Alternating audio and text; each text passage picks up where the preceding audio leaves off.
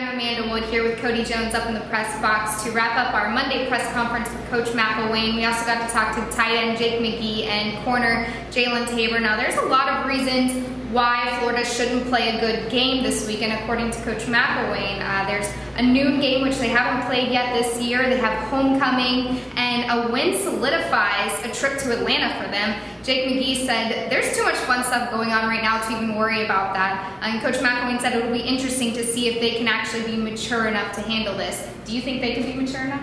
I think they've proven all year that they can, and that's the big thing. There's been, the Missouri game was a big letdown potential for them. They had the big win over Ole Miss here, and they go on the road and kind of a road atmosphere against an unranked team, and they handled that one really well. I think that's probably what you'll see this week out of them, just because for all the distractions and everything there's still that bit of if they win this one, they go to Atlanta for sure. And it still looks like that's going to happen regardless. But that's the big one, I think, for them. That really they can eliminate any doubt and do it on their home field and celebrate on their home field as well. So I think that's a big part of it for this team as well. And then even though they are still a one-loss team, they're still in the thick of the college football playoff conversation as well. So I think that there's certainly a lot of distractions, and you can hear that when McElwain talking. He's nervous about that.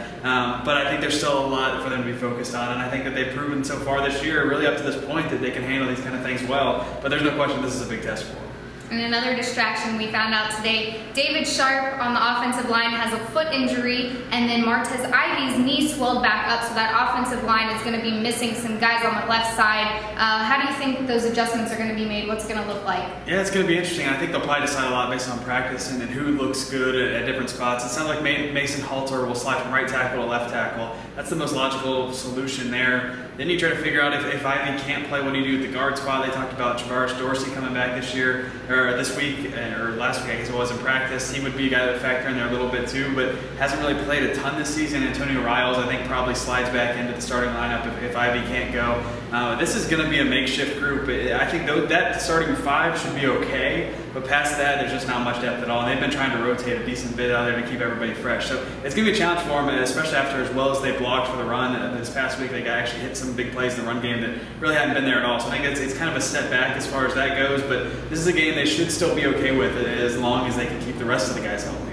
Right, and Coach McElwain says he knows Derek Mason, head coach for Vanderbilt, from the Sky Conference. He says he's a heck of a ball coach. He also said that Vanderbilt's running back, Ralph Webb, is from Gainesville, and he's going to come in and he's going to try to play his best against them. He said they've got their work cut out for them. How do you think they're going to handle this team? It's a really tough defense for Florida to face, and I think that's kind of the challenge when we're just talking about the offensive line. When you're going up against a group that with a defensive line that's good, I think that could maybe hurt this Florida team a little bit. So that's going to be a big challenge for them. But this is a Vandy team still that got shut out this weekend at Houston, or against Houston, excuse me. So I think that's the big thing. This Florida defense is going to be able to basically have their way, you would imagine, with this Vandy team, or even if this offense can just score a couple times and get out in front of it. And that's the big thing for Florida. If they can play with leads, they're a really tough team to beat just because this defense is so good. So if they do that here, especially at home against this Vanderbilt team, you got to like Florida's chances this week. But this is still a Vandy team that has given teams some scares, and McElwain even said today that they're holding every offense to basically their lowest production of the season. So that's the biggest challenge for them so far.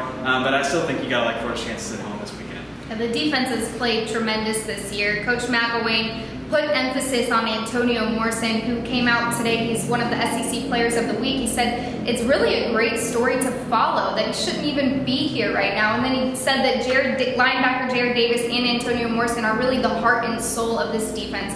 We also talked to Jalen Tabor today, and we got to learn a little bit more about the secondary. He said he loves playing with Vernon Hargreaves in practice. They push each other, and Vernon's like his big brother. He pushes him to play better. What do you think that says for the defense? Yeah, I think it's a big part of what they do. Those linebackers especially. When Alex Anzalone had the injury in week 2, not a whole lot behind Davis and Morrison. It was a thin position coming into the year, but without him, it's been even more thin.